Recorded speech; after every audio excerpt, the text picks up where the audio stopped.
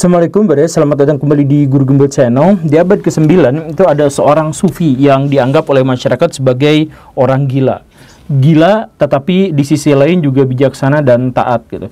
Gimana ceritanya? Ya ceritanya sangat panjang, tetapi intinya dia adalah orang yang sangat-sangat kontroversial. Di tengah kegilaannya, dia kemudian mendapati bahwa dirinya tiba-tiba ada di sebuah ruangan yang bukan ruangan. Ada di sebuah realitas yang sama sekali tidak bisa dia pahami sama sekali. Dia ada di sebuah tempat yang nampaknya bukan menyerupai sebuah tempat. Itu benar-benar di luar nalar manusia, di luar definisi, tetapi dia bisa melihatnya. Di ruangan yang sangat aneh itu, dia menemukan ada sebuah pohon yang sangat-sangat besar yang kemudian dia bisa dengan sangat mudah untuk mencapai puncaknya, dan di puncak itu ada sesuatu yang berbeda lagi. Di situ ada sebuah tirai yang ketika dia singkap, di situ ada sebuah singgasana yang sangat megah, sangat besar. Tertulis di bawahnya, ini adalah singgasana Tuhan. Si sufi gila ini berpikir, iya, memang selama ini saya sedang mencari Tuhan, maka dia mencari ke sana kemari, dia cari setiap sudut ruangan, dia mencari ke sana ke sini, dia cari di mana itu Tuhan. Ternyata Tuhannya memang sedang tidak ada di situ. Hanya ada singgasananya, hanya ada ruangan yang sangat tidak bisa terjelaskan itu. Lalu dia berpikir bahwa sambil nunggu Tuhan, dia bosan. Jadi dia duduk di singgasana itu. Tak lama kemudian dia menyadari bahwa, ya, sayalah Tuhan itu. Saya ada di singgasana Tuhan, dan karena itu maka sayalah Tuhan. Selama ini saya mencari-cari kemana-mana, keluar, ke sana kemari, ke bagian paling eksternal dan transenden dari kehidupan saya. Saya tidak menemukan siapapun, tapi disinilah saya menemukan Tuhan, dan ternyata Tuhan itu adalah diri saya sendiri. Maka mulai saat itu dia kemudian berzikir, Subhani, Subhani, Subhani, Maha suci aku, Maha suci aku, Maha suci aku. Emang udah gila tuh orang. Kegilaannya itu dianggap oleh sebagian masyarakat bahkan sampai sekarang itu sebagai puncak dari pengetahuan. Orang yang dimaksud itu adalah Abu Yazid Al-Bustami. Kita bisa mentertawakan pengalaman spiritual dia yang aneh itu, tetapi bagaimana ceritanya kalau di dunia modern para fisikawan paling terkemuka justru malah membenarkan pengalaman spiritualnya itu. Bahwa selama ini kita telah salah menilai Tuhan, kita mencari-cari Tuhan dimanapun, padahal Tuhan itu adalah diri kita sendiri. Bagaimana bisa seperti itu? Simak videonya sampai tuntas biar nggak salah paham. Yuk kita mulai.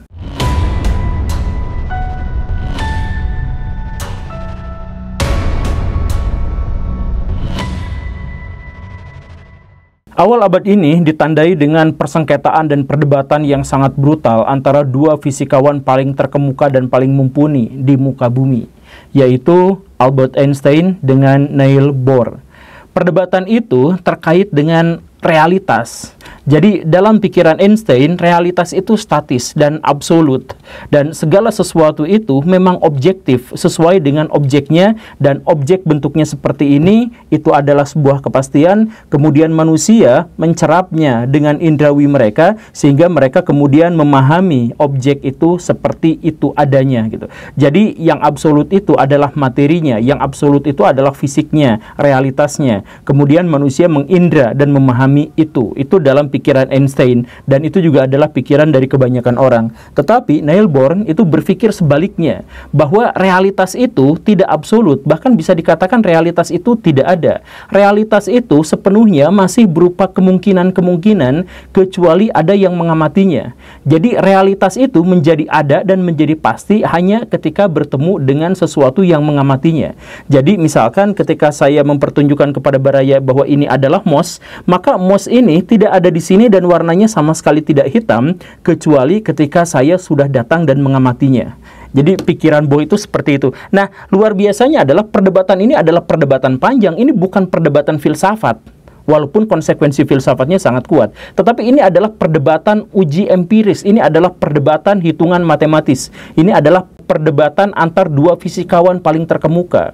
Nah, perdebatan ini juga bahkan sampai diagendakan dalam konferensi Solvay yang sangat terkemuka itu. Saya yakin Barai sudah tahu. Tahun 1927 itu fisikawan-fisikawan paling terkemuka di seluruh dunia dikumpulkan dalam satu konferensi. Jadi para peraih Nobel itu semuanya ngumpul di situ. Jadi itu benar-benar konferensi yang sangat-sangat bersejarah dan bergengsi. Nah, Ini di dalam sini juga akhirnya ada perdebatan antara Einstein dengan Bohr tadi itu, dan akhirnya luar biasanya apa? Sebagian besar orang di situ percaya dan membenarkan bahwa yang sesungguhnya nyata itu adalah pendapat Bohr. Pendapat bahwa realitas itu sepenuhnya adalah bersifat probabilitas, bersifat kemungkinan-kemungkinan sebelum ada yang mengamatinya, sebelum ada satu pihak tertentu yang memberikan kepadanya satu identitas yang menjadi realitas, begitulah kurang lebihnya. Nah, dari situ itu kemudian muncul perbedaan pendapat yang baru. Setelah kebanyakan orang memihak pada Bohr, ya karena ada kucing Schrödinger kan, kemudian ada sebelumnya itu ada eksperimen celah ganda dan sebagainya yang lebih mendukung Bohr yang benar daripada Einstein. Akhirnya muncul perdebatan baru. Ketidakpastian itu sebenarnya hanya terjadi di medan kuantum atau terjadi dalam realitas ruang dan waktu yang kita pahami sebagai manusia. Kalau sudah diketahui bahwa misalkan orbit elektron itu bisa saja berada di dua tempat yang sama, tergantung pada siapa yang mengamatinya. Apakah itu memang hanya terjadi di dunia kuanta, atau di realitas seperti yang kita lihat sekarang? Nah, perdebatan-perdebatan itu masih terjadi. Bahkan dulu ketika saya bikin video yang semacam ini, ada yang mengatakan bahwa ketidakpastian itu hanya terjadi pada di dunia kuanta, sedangkan di dunia realitas yang seperti ini tidak terjadi seperti itulah. Tetapi ada juga, bahkan banyak juga para ilmuwan yang berpikir sebaliknya. Salah satu yang berpikir bahwa ketidakpastian itu juga terjadi pada realitas yang kita lihat sekarang, itu diantaranya adalah Robert Lanza. Robert Lanza itu adalah salah seorang pemikir fisika yang banyak mempengaruhi pikiran saya, selain Mamang Richard Dawkins. Nah, Lanza itu pada waktu itu juga ikut percaya pada pernyataan Bohr bahwa bagaimanapun realitas itu sepenuhnya baru bersifat kemungkinan-kemungkinan kecuali ada yang mengamatinya. Jadi kebenaran yang benar itu adalah subjektivitas, bukan objektif. Jadi kalau misalkan Baraya lihat HP Baraya itu bentuknya agak kotak misalkan, atau secara umum berbentuk kotak, maka itu baru kemungkinan. Mungkin aja bulat, mungkin aja trapesium, mungkin aja jajar genjang, kecuali setelah Baraya melihatnya dan mengamatinya, maka itu sudah dipastikan benar-benar menjadi kotak gitu. Nah, Lanza itu berpikir seperti itu, Robert Lanza itu. Nah, dia kemudian menuliskan dalam sebuah papernya tahun 2007 yang judulnya itu adalah A New Theory of the Universe, yang dia ceritakan bahwa universe itu atau alam semesta itu bukan muncul dari ketiadaan atau muncul karena Big Bang, kemudian kemunculan itu secara tidak sengaja dan karena kebetulan tertentu bisa mendukung kehidupan makhluk hidup. Bukan seperti itu. Dia berpikir sebaliknya. Dia berpikir ada kesadaran, ada kehidupan yang kemudian menciptakan alam materi itu agar alam materi itu bisa menciptakan daya dukung untuk manifestasi kehidupan gitu. Jadi kan Baraya nonton dimanapun buku-buku pasti akan menjelaskan bahwa makhluk hidup muncul di bumi misalkan ya sekitar 2 miliar tahun yang lalu, atau misalkan 1 miliar tahun yang lalu, setelah sebelumnya tidak ada kehidupan apa dan sebagainya begitu kan. Dan kehidupan itu muncul gara-gara asam amino yang kena petir kalau versi Darwin gitu ya. Nah, tapi dalam pikiran Robert Lanza itu kebalik. Jadi ada sebuah kesadaran, ada sebuah kehidupan yang butuh manifestasi untuk hidup, dan karena itu dia merancang alam semesta ini agar bisa menampung kehidupan. Gitu ceritanya. Nah, pernyataan ini kan tentu saja menjadi pernyataan yang kontroversial. Ada yang pro, ada yang kontra, ada yang pro banget setuju. Tapi kalau udah ini emang kenapa? Gak ada faedahnya juga. Ada yang mengatakan seperti itu, macam-macam letak tanggapan para ilmuwan. Karena Robert Lanza itu, Baraya jangan remehkan. Beliau itu adalah salah seorang ilmuwan paling terkemuka sekarang. Ilmuwan biologi sebenarnya, tetapi suka nyinggung-nyinggung fisika gitu. Nah, karena pernyataannya itu menjadi kontroversial dan New Theory of Universe-nya itu kemudian menjadi bahan perdebatan, akhirnya dia bikin sebuah project, yaitu bikin nulis 2 buku. Yang pertama itu adalah Beyond Biocentrism, dan yang keduanya itu adalah The Grand Biocentrism Design. Jadi ada 2 buku yang seperti itu yang menjelaskan bahwa pusat segala sesuatu itu adalah bio, kehidupan. Jadi kehidupan dulu baru alam fisik itu terbentuk. Kehidupan dulu yang berkesadaran kemudian mendorong sesuatu segala rupa sedemikian rupa sehingga alam semesta ini terbentuk sesuai dengan kebutuhan dia untuk memanifestasikan kehidupannya. Begitulah kurang lebihnya. Ini menjadi sangat menarik karena ya selain tentu saja seperti yang dijelaskan tadi bahwa dia banyak sekali mengutip pernyataan Bohr, dia menjelaskan bagaimana tentang mekanika kuantum, dia menjelaskan tentang penjelasan alternatif atas eksperimen celah ganda itu, Kuching Schrödinger dan sebagainya, dia masukin semuanya ke situ. Tapi kemudian dari situ juga akhirnya dia mengambil sebuah kesimpulan bahwa Baraya hidup. Ya, jalan Baraya hidup, jalan ketika lihat cewek gitu, kemudian jalan-jalan lagi, ada preman lagi berantem, ada orang lagi dipalak, ada debt collector lagi dikejar-kejar sama polisi dan sebagainya. Baraya melihat itu. Nah, sebenarnya itu bukan terjadi seperti itu realitasnya. Kemudian Baraya menangkap realitas itu sebagai bagian dari hasil kerja indrawi. Bukan seperti itu, tapi sebaliknya. Baraya dulu yang menciptakan realitas itu, karena realitas itu sebelumnya hanya berupa kemungkinan, kemudian Baraya ciptakan itu, maka dia menjadi ada gitu. Jadi segala sesuatu yang ada di muka bumi ini, segala sesuatu udara, lampu, studio ini, kumis dan jenggot saya yang amburadul, yang gak rapih ini dan sebagainya, itu sebenarnya bukan realitasnya seperti itu baru kemungkinan. Tetapi ketika Baraya sudah menjadikan itu ada dengan pengamatan Baraya, maka saya itu menjadi ada di depan Baraya, di HP Baraya itu, atau di TV Baraya itu. Begitupun dengan semua realitas yang lain. Semuanya berbentuk kemungkinan kecuali Baraya sudah muncul gitu. Tapi saya percaya sih di antara Baraya masih banyak yang skeptis dengan pikiran ini. Tapi mari mulai dengan satu ilustrasi yang sangat sederhana. Ini sederhana, Baraya pasti ngerti lah. Jadi gini ceritanya. Kenapa orang Cina tajir-tajir sedangkan orang lokal itu miskin-miskin? Dalam stereotip ya, dalam stereotipnya seperti itu. Coba kita pikirkan sama-sama. Orang-orang Cina itu adalah orang yang punya ambisi tinggi dan punya standar yang sangat tinggi. Jadi mereka itu karena didoktrin sejak awal oleh tradisi dan budaya mereka supaya hidup makmur, supaya hidup mandiri dan sebagainya, maka ketika mereka sudah mencapai level tertentu kekayaannya, itu bagi mereka belum cukup, sehingga mereka terus menambah kekayaan dan akhirnya dia menjadi sangat kaya raya. 9 dari 10 orang paling kaya di Indonesia itu adalah Cina. Itu nggak bisa kita bantah, itu datanya begitu. Nah, sedangkan orang-orang pribumi itu miskin-miskin kebanyakan atau menengah lah. Nah, kenapa seperti itu? Karena orang Cina itu selalu berharap bahwa dirinya akan menjadi kaya, sedangkan orang pribumi itu sudah didoktrin bahwa udahlah, yang penting mah bersyukur, dapat gaji UMR juga, yang penting hidup berkah, bisa menolong sesama dan bisa menunjang kehidupan, bisa buat ibadah. Udah segitu aja cukup, syukuri apa yang ada, hidup adalah anugerah. Kan begitu. Nah, akhirnya apa? Akhirnya si Cina menjadi sangat kaya raya, sedangkan si pribumi menjadi biasa-biasa aja. Kenapa? Karena sejak awal pikiran sudah memutuskan seperti itu gitu.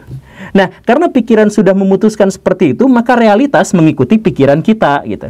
Nah, itu gampangnya seperti itu. Jadi apa yang kita pikirkan itu benar-benar akan terjadi. Tapi kemudian muncul lagi pertanyaan, kalau memang realitas itu sesuai dengan alam pikiran kita, bahwa rumah bentuknya itu masih berupa kemungkinan kecuali saya yang sudah mengamatinya, kalau memang kenyataannya seperti itu, atau bagaimana? Kan yang mengamatinya banyak, saya banyak, saya satu orang, tapi Baraya juga satu orang, kemudian yang lain juga banyak, dan akhirnya ada 8 miliar orang setidaknya yang mengamati dunia. Kalau seperti itu berarti dunianya beda-beda dong. Ya, ternyata memang dunianya berbeda-beda. Itulah awal mula dari hipotesis multiverse. Jadi, Baraya yang memahami multiverse, jadi alam semesta ini ternyata jamak, ternyata banyak, atau misalkan Baraya sudah nonton film The Flash gitu ya, atau nonton film Marvel, Doctor Strange gitu, yang kayak gitu, itu kan sebenarnya memuat teori atau hipotesis multiverse bahwa alam semesta ini banyak. Nah, kenapa alam semesta ini banyak? Karena rumusannya gini, karena segala sesuatu yang ada, realitas itu adalah kemungkinan sebelum ada sesuatu yang mengamatinya, maka ketika ada yang mengamatinya seperti ini, maka jadi seperti itu. Ketika orang lain mengamati seperti itu, jadi seperti itu. Atau ketika saya memahami dengan dua pilihan yang berbeda atau dua keputusan yang berbeda, maka alam semesta sejak saat itu menjadi pecah, jadi dua gitu. Baraya yang nonton film Flash pahamlah kurang lebihnya seperti ini gitu. Jadi sekali lagi, ketika Baraya mengambil sebuah keputusan, maka semesta akan pecah jadi dua gitu. Misalkan sederhananya gini lah. Waktu saya SMA, saya itu pada waktu itu galau.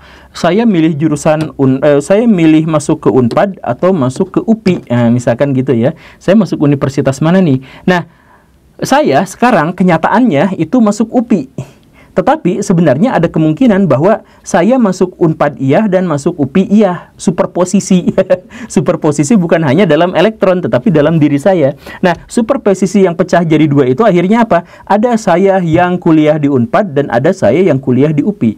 Ketika saya kuliah di UPI misalkan, kemudian saya menyukai seorang perempuan, apakah saya jadi menikahinya atau tidak? Nah, ketika saya jadi menikahinya, maka ada juga orang saya yang tidak jadi menikahinya. Jadi pecah juga jadi dua gitu. Makanya alam semesta ini menjadi banyak dan tidak terhingga jumlahnya, karena untuk satu individu saja dalam setiap pengambilan keputusan maka alam semesta pecah.